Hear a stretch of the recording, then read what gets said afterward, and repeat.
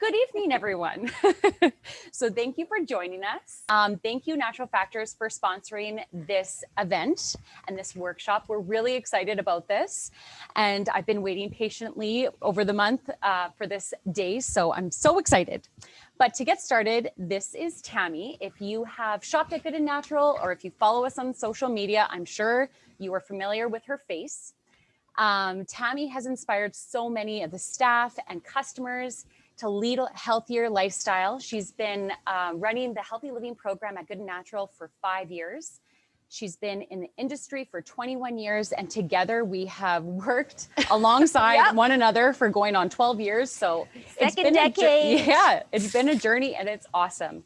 So without further ado, Tammy, I will let you get started on the workshop. Thank you so much, Sarah. It has been my absolute privilege to work with Sarah so long. We have had so much fun together. That's why I was a little concerned. So I have highlighted some of my Coles notes that I want to make sure I cover because I know that we are going to have so much fun. We might get off track a little bit. So I want to make sure that I focus on these key points.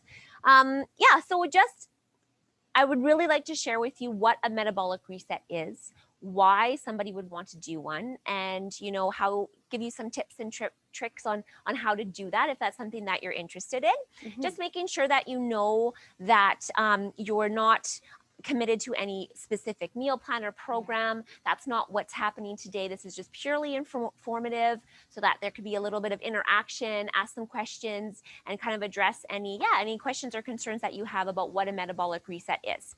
So for myself, I've done quite a few metabolic resets, and I like to think that every time I do one, that I get a little better and you learn something, right?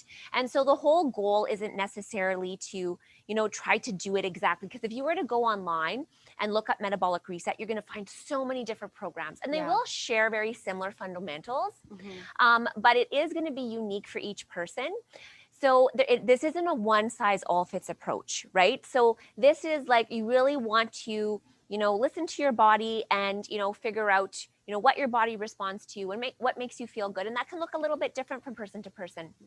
So a metabolic reset isn't just about food, and it's not just about weight loss. It really encompasses what I feel are the 4 pillars of wellness, and that is your physical, spiritual, emotional, and mental health. And so we're trying to bring balance and healing and wellness to all areas of the body, not just necessarily, a couple of belt notches, smaller, even though that's wonderful. But the goal is actually to improve all body systems, liver, hormones, energy, right? Sleep, adrenal function and thyroid health and all of that, right? So there are definitely 4 key components that I feel are very important when you are going to be doing a metabolic reset. And like I said, that would be pretty much, I would say, very similar across the board, regardless of what program you were doing. But it would be nutrition and, liver and detox health, because the liver is so important, very big, important part of it. And then, of course, hormone health, and then sleep and stress management. I think those would be those 4 very important.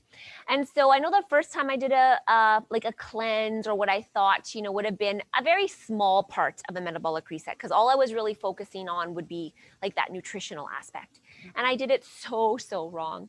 I just ate vegetables for 2 weeks. It was my husband and I think we were newly married, and we did it together. Our pants were falling off of us because we probably lost so much muscle mass. We were not eating properly. And so, but, we lost a lot of weight and thought, oh, this is great. Yeah. And then we went away for the weekend, and we brought all this junk food with us and lots of carbs, lots of sugar. And just pig out fest after 2 weeks of eating so clean and really just vegetables and smoothies and vegetable juices. And I literally could not put my pants back on. When the pants that I wore to the resort, I could not leave with. So all for nothing. I was so swollen and retaining so much water. That is not the right way. I literally hello, liver, I'm just going to give you, and then I'm going to bombard you with as many toxins, chemicals, and alcohol and sugar. So not the best way to do that. I've learned a lot over the years.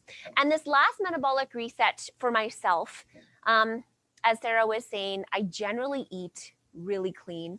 And so I really wanted to focus on more of that stress management aspect. And so for me, it was more about resting and adrenal health and trying to cut back on my crazy workouts. And if you know me, you know that that is very hard for me to just spend a whole month doing yoga. Very boring. But I have been working really hard at trying to bring balance to that area of my life where I felt there was imbalance. And that is what I would say is if you are thinking about doing a metabolic reset, and you want to improve your energy and, hormone health and liver health, then I would say look at those areas of your life that you feel you need to bring balance to and kind of maybe focus on that if you feel that everything might be overwhelming. I think for most people it is nutrition. Yeah. So I did put the staff on a bit of a metabolic reset. Yes, and so we you got to did. do that together. I was so thankful that they all participated. That was like, oh, I was in my happy place. Yeah. And so it was nice to see with, different people on a similar diet or similar program, what their different experiences were. And that's why it's so important that you definitely make it your own, and it's not a one size fits all, right? We're all very unique and different. So, but it was very interesting. I think most of it was very positive for everyone. Yeah, I would say so. And so, like it's very important that when you are trying to bring, wellness and restoration and improve all of these different bodily functions, that you actually focus on, exactly like, what is my nutrition like? What is my stress levels like? What is my sleep like? What sort of, toxins and chemicals am I bombarding my liver with every day? And before we do all these other crazy things, let's focus on that. So I'd like to start with nutrition a little bit. So what a metabolic reset? So what are the foods you're going to want to cut out? So definitely a metabolic reset is going to be more ketogenic in nature. Now, if you are interested in keto and more information on ketogenic diets, there's actually many different variations. This is something I've spent years researching. We are going to be doing a keto talk, I believe, next month. Yes, we will be. So feel free to go to goodnatural.ca and register for that in the near future, or maybe give us a call if you want more information. So because I can't go into great detail about that today or the science behind that. But generally, most metabolic resets are going to start you on a ketogenic protocol, and you're going to be cutting out, your processed grains and sugars. So most of your refined carbohydrates, and you'll be the focus will be on healthy plant-based fats. And then, of course, quality proteins, lots of vegetables, and that's really going to reduce the toxic load. And also, most of these foods are very digestible, so it just makes sense to eat digestible anti-inflammatory foods when you're trying to bring like healing and wellness. And Sarah, for you, like, what was, your first thought when you saw the meal plan that I gave you? I was mad at Tammy. I was like, this is so not cool. How am I going to do this for 21 days? And I was very grumpy for the first few days because I was like, this is like, I don't want to eat this. I just don't want to do this. But I did. And all of a sudden I started feeling amazing. Like it did not take long at all. The first week, it just changed. I would say in a few days even. My energy levels went up. I started just that Saturday morning, you text me and you were like 8 o'clock and it's like, oh my gosh, Tammy, I love eating this way. I have so much energy. I've already cleaned my whole house. Yeah. It's so awesome. Yeah. So it was a challenge in the beginning, but I got over it. So definitely, it's one of those things that I often tell people that you want to have a performance-based mindset when it comes to food. And I think for the most part, we have a very pleasure-based focus when it comes to food. And there's nothing wrong with enjoying your food.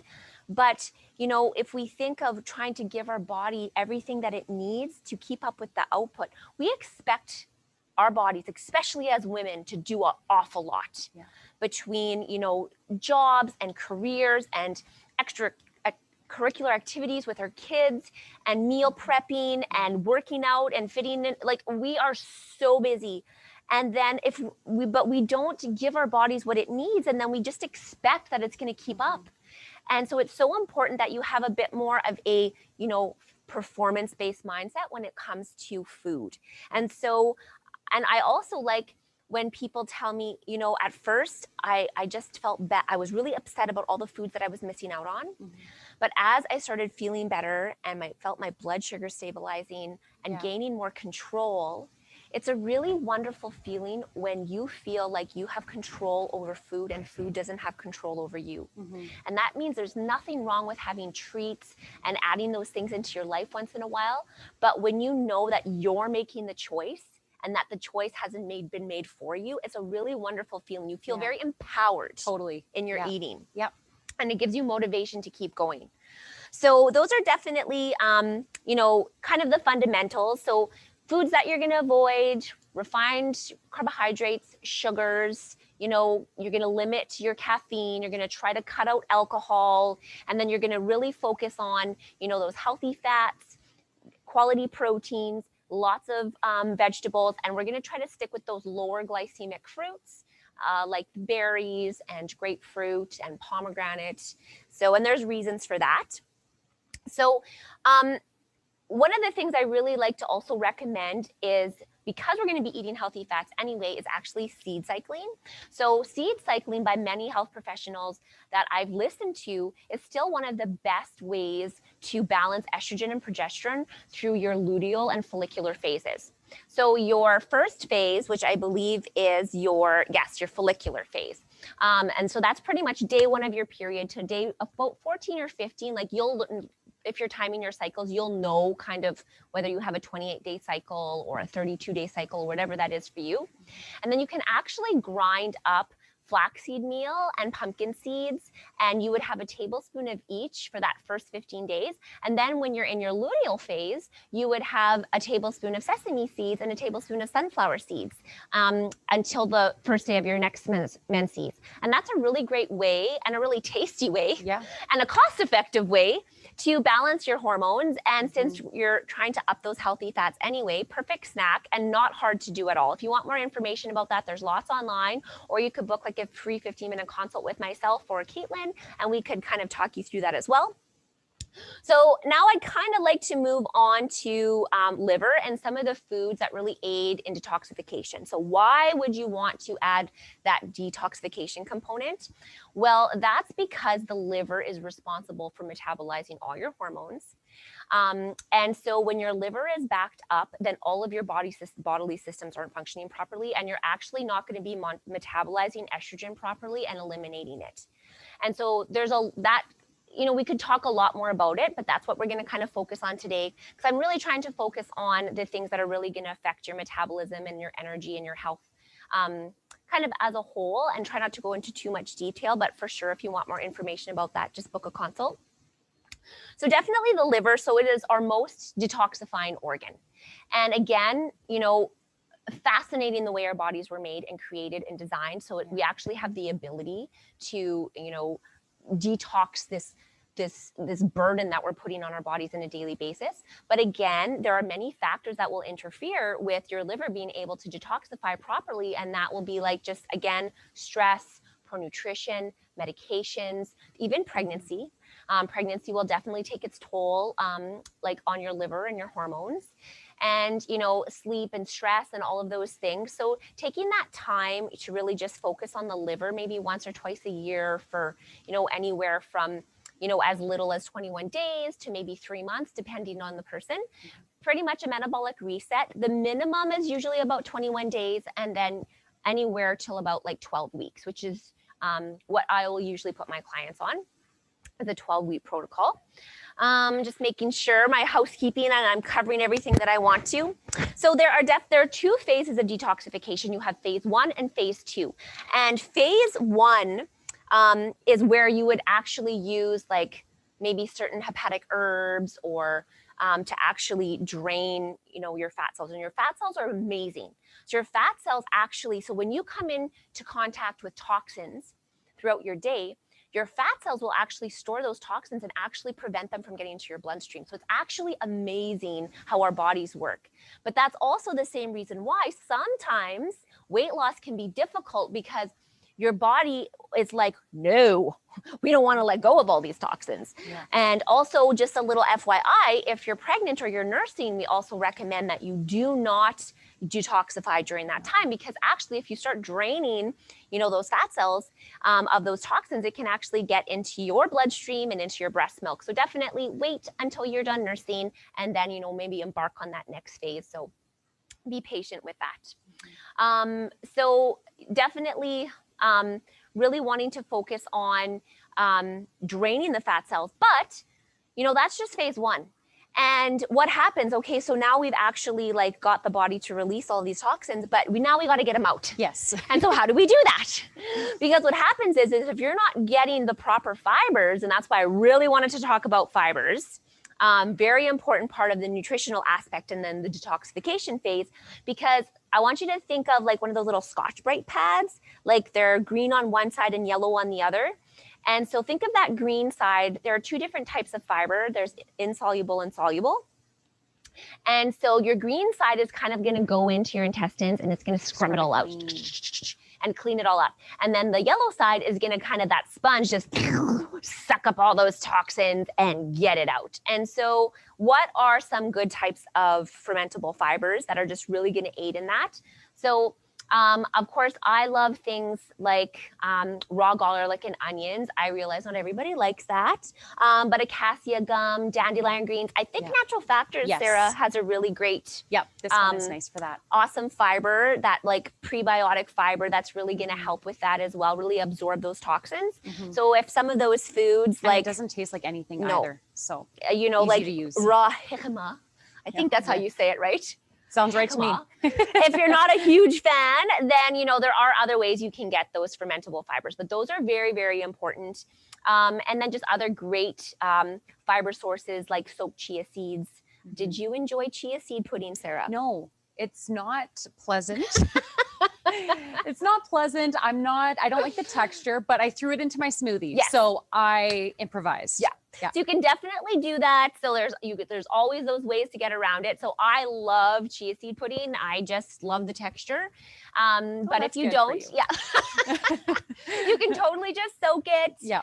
And then, you know, make your pudding and then just throw it into a smoothie. Or like I've actually made really yummy muffins for my daughter with my chia seed pudding concoction. And so you can definitely find some way to do that. So, but that's a really good way to get those fibers.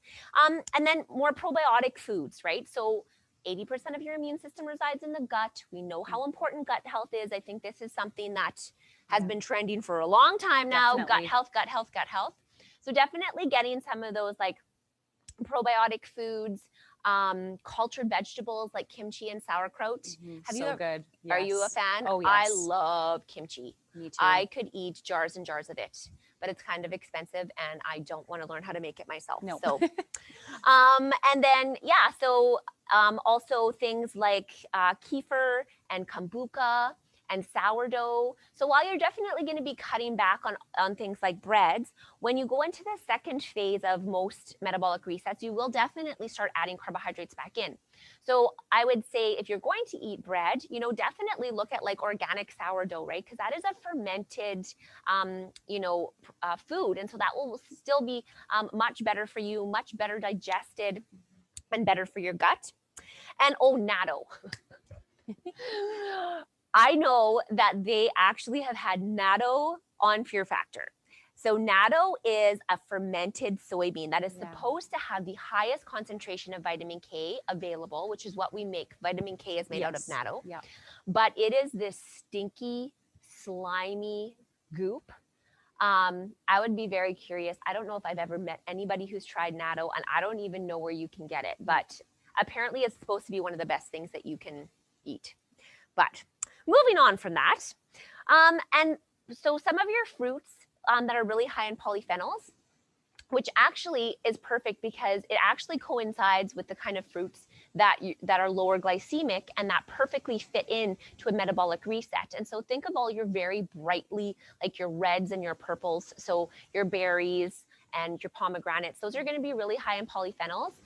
So very good in aiding detoxification. And also, if you are a nut fan, if you're a little nutty. That was supposed to be your laugh. Yeah. A little nutty. A little nutty.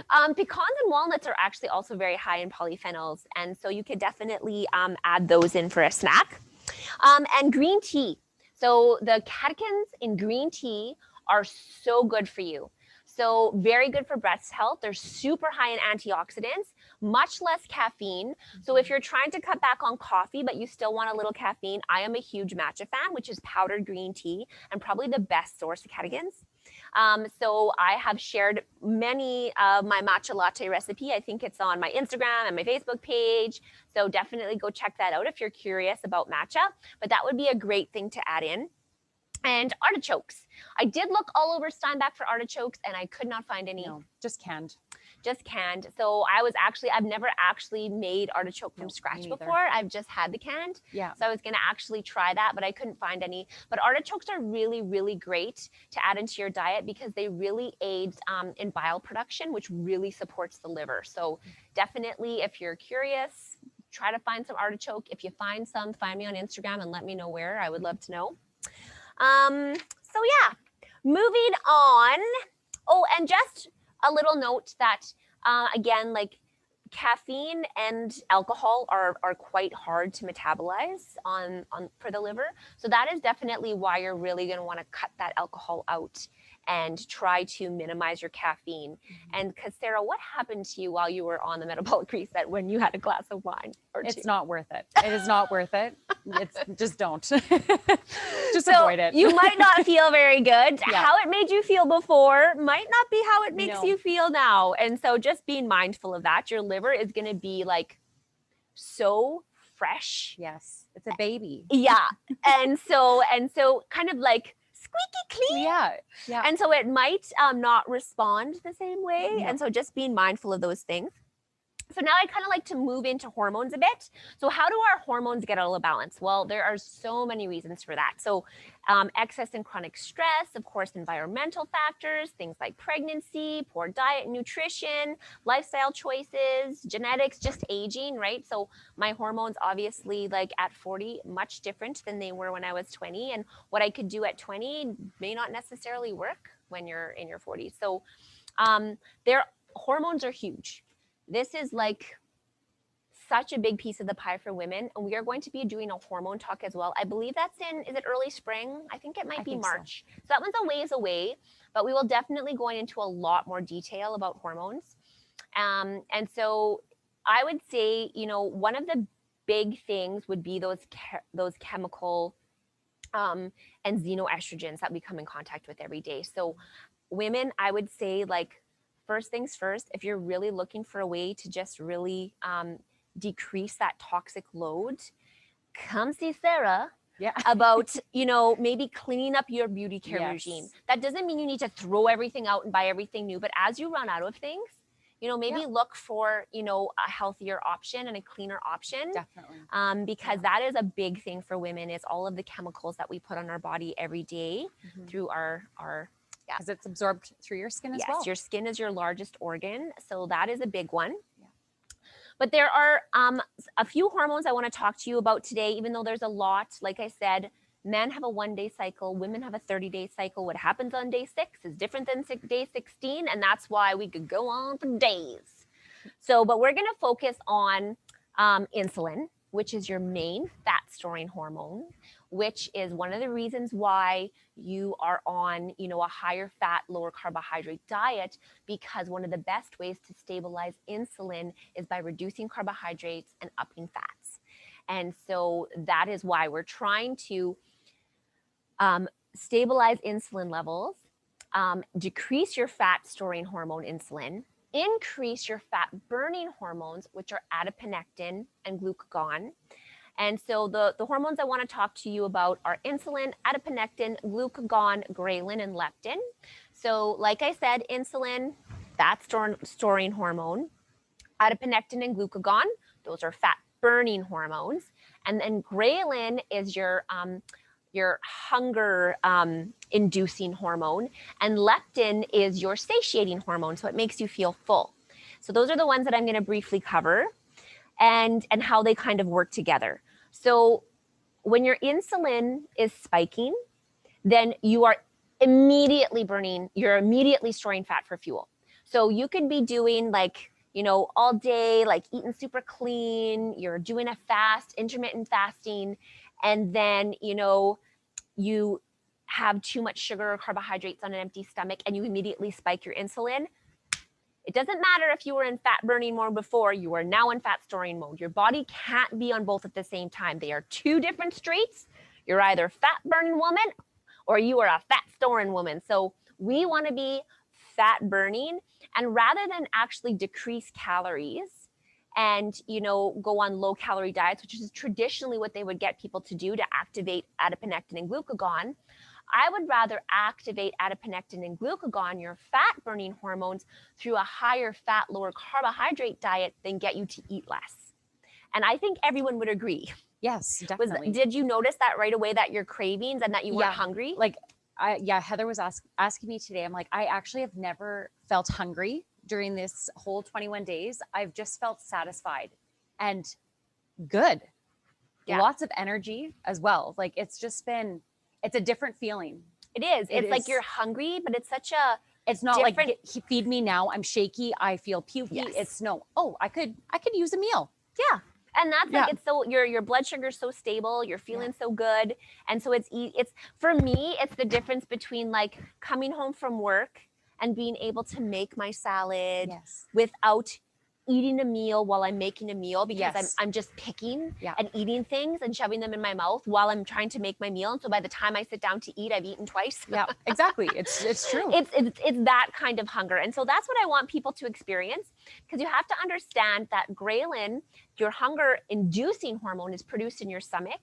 And so what happens is that even when you've eaten a lot, if you're spiking your insulin levels, then your brain sends a signal to your stomach, because what insulin does is when you have too much carbohydrates and too much sugar dumped into your system, your body will release more insulin than it should. So what happens is that it will drastically lower your blood pressure. So now your blood sugar will spike and then it will drop and you'll be hypoglycemic.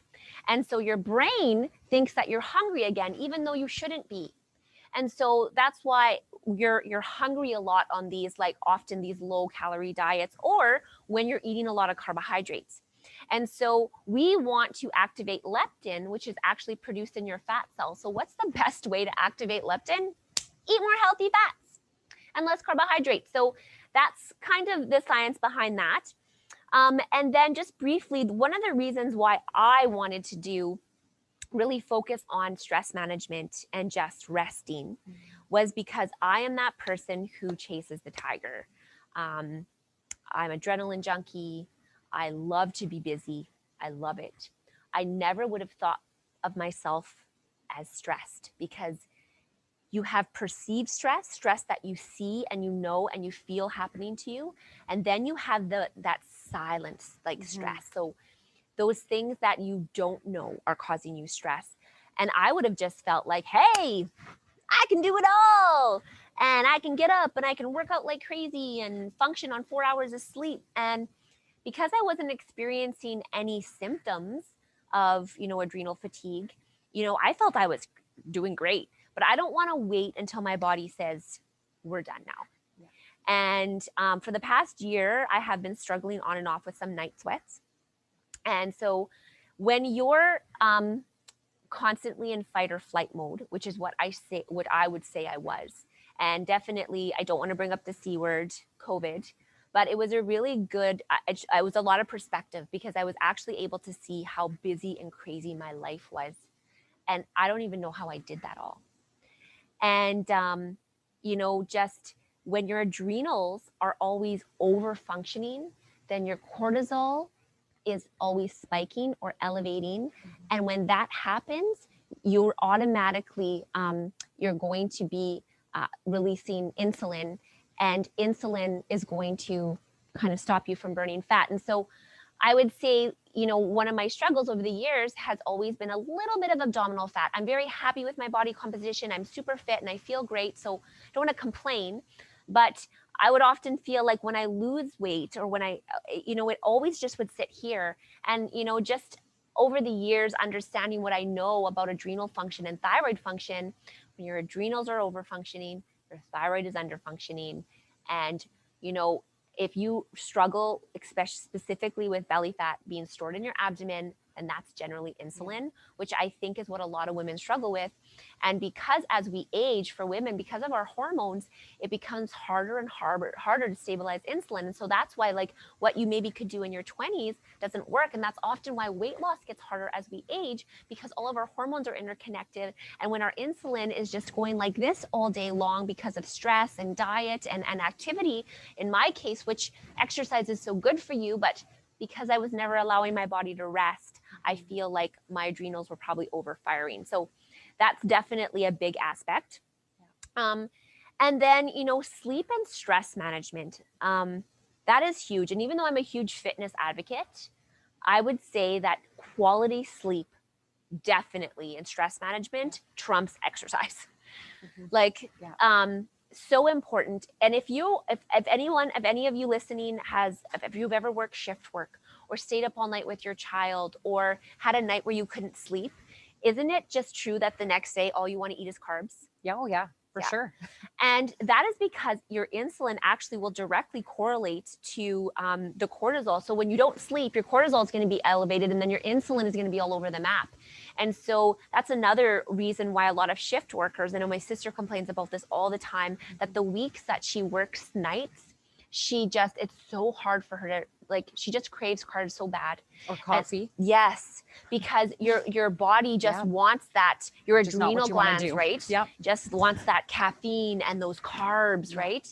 And so just to be very mindful of that, getting to sleep at like 11 o'clock at the latest, and really paying attention to your circadian rhythm and making sure that you're going to bed at 10 or 11, putting away the screens, read until you feel sleepy, dim the lights, invest in blue blocker glasses. I got my kids some of those. My daughter said it made a huge difference.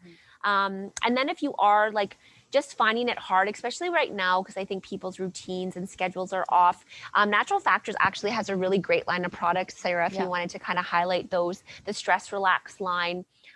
So basically anything, whether you're struggling with, you know, anxiety during the day, situational stress, chronic stress, or you're having trouble sleeping, they have some great products to address all of those. I know my family, we are all using the Tranquil Sleep, just because with kids being able to stay up later and not in school, and it's just been a big mess. My kids were having a really hard time getting back on track with their routine. The Tranquil Sleep's really gentle, really effective, works quite great. They do also have an extra strength, which my husband loves.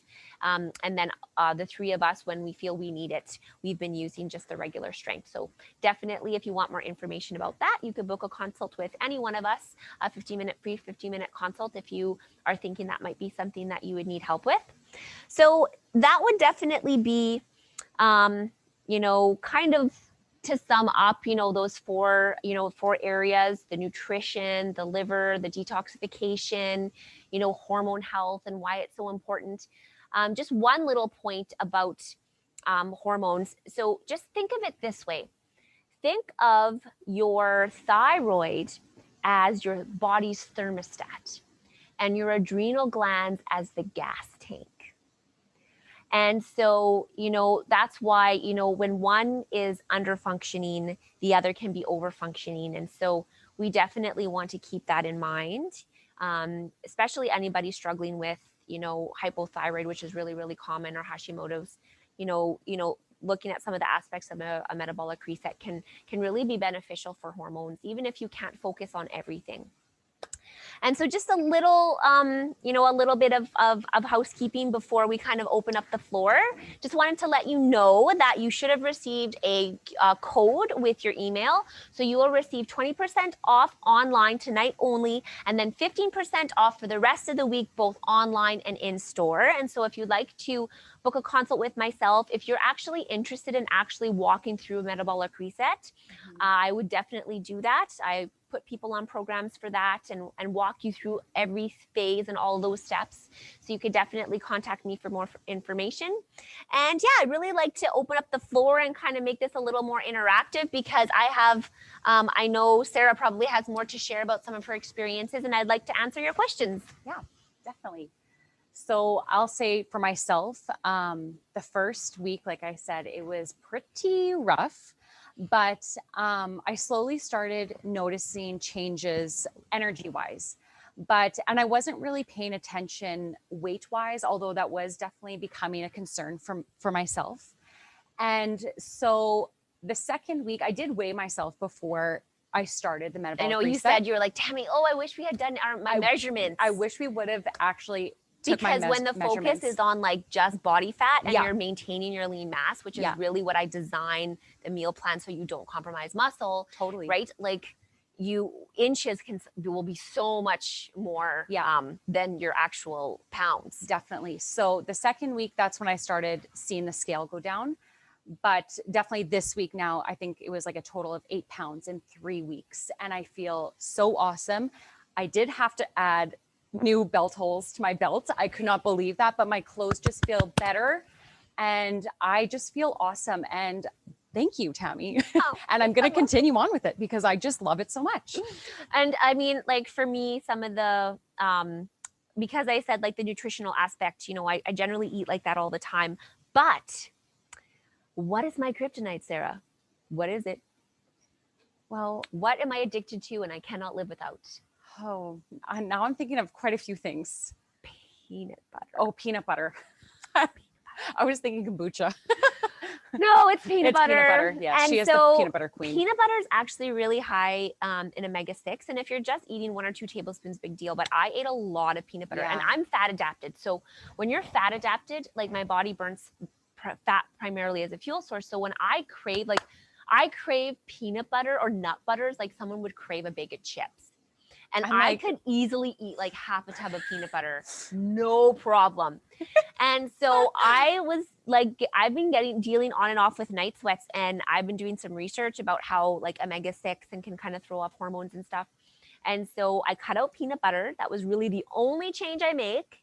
I cut out peanut butter, and I was trying not to eat because I realized that if I ate too close to bed, then I would get night sweats. So it's not that I didn't have any, but I've only had two evenings. And that was during my menstrual cycle. 2 evenings since the beginning of January where I had night sweats, which was huge for me. Yeah. And then when, even just like, we're all ladies here, I'm pretty sure, other than poor Mark who has to listen to us. Most of, even just my before my menstrual cycle, like I don't struggle with cramps. I've never had any of those issues. I have a very wonderful cycle that way, but I have what my kids would call Mummy's Hulk out day. Yeah. And I'm pretty sure this is like when either my estrogen is spiking or my progesterone is dipping. Yeah. I haven't quite pinpointed it, but I don't get sad.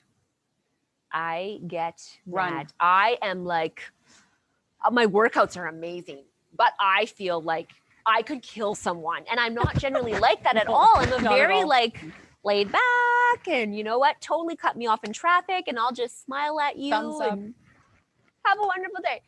But not that day. And that's usually how I know that I'm going to be, starting my menses soon, is because I have that crazy day. And all of a sudden I was just like, it just came and I'm like, oh my goodness, I didn't have my Hulk out day. I was like that too. And I only did it for three weeks. Like I'm not doing this all the time. And I'm like, what is happening here? Like no breast tenderness, nothing. So, and awesome. I don't know if it was just a combination of the fact that I was been resting. Yeah. Right. Like, I don't know when the last time I've allowed my body to rest like this. Like I do HIIT workouts like every single day, and I won't just do HIIT workouts for 20 or 30 minutes. I will do HIIT for like an hour and a half, and I'll sometimes work out for 3 hours. And so I'm thinking that just, my adrenals were just happy. Like I was resting and my body was responding well. And it was just amazing how quickly that happened. And it's good for your immune system too. Yes. Right.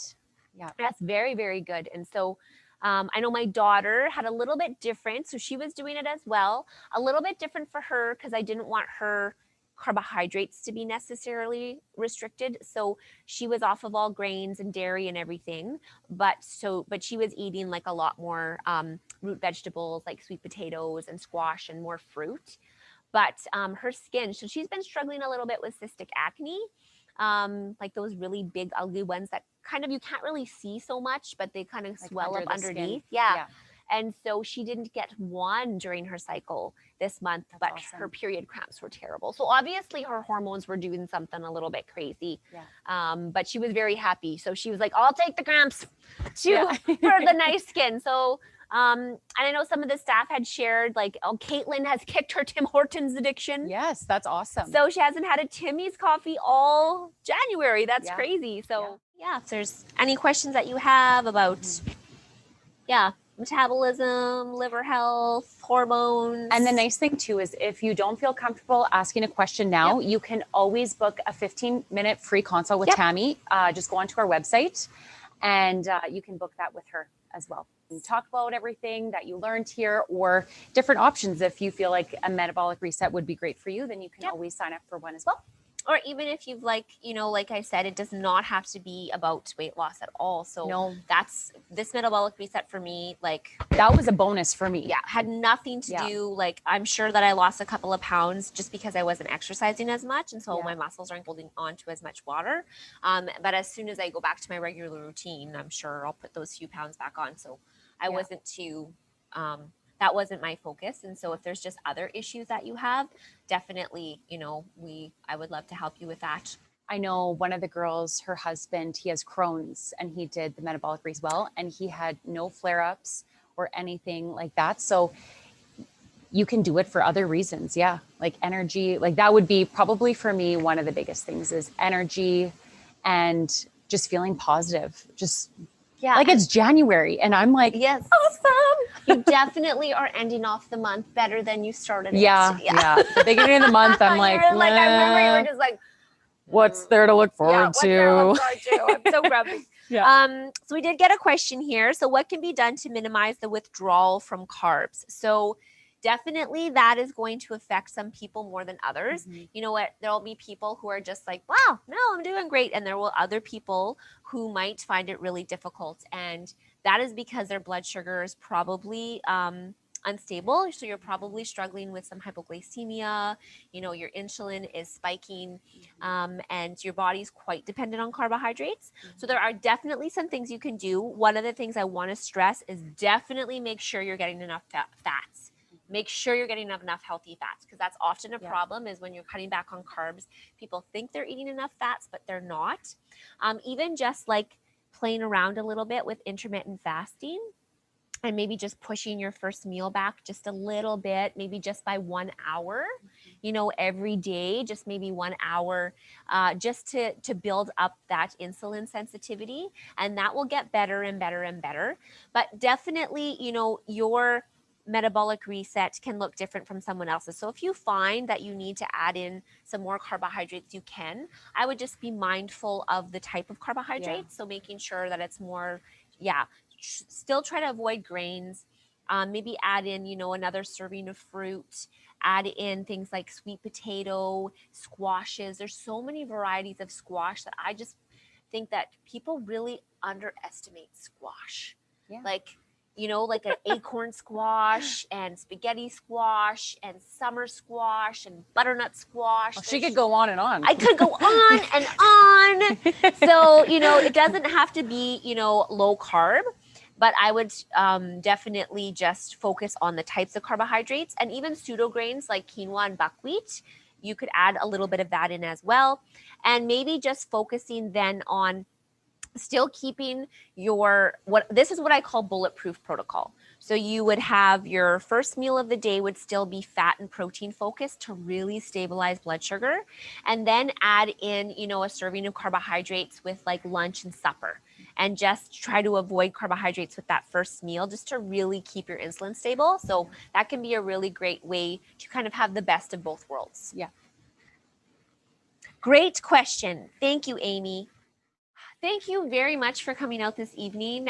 Like I said, there's just so much we could talk about. I'm a little bit disappointed that we didn't get to interact because I was really looking forward to the Q&A portion. Very much so. So we're really, really sorry that we were having some technical difficulties this evening, but thank you so much for coming out. And like I said, you know, feel free to contact myself if you have any questions or book a consult. And even with Sarah, free. like even if you had questions about like just, you know, her experiences on, you know, the metabolic reset or I'll be honest, I'm very honest. Or even just like at the back of your little booklet that we sent out to you, we have like all of these supplement suggestions. Just going to find them. Yes, at the back here. So any of us here could help you out. If you had any more questions about these products, you could feel free to ask any one of us. But again, thank you so much. And for your patience as well, we just apologize. Sarah, is there anything you want to add? No, just thank you. And we will be sending you the recording for this. Well, as you know, because you're probably watching it right now. So have a good evening or day or whenever you're watching. And thank you for supporting GNN. Yes, thank you so much. Good night.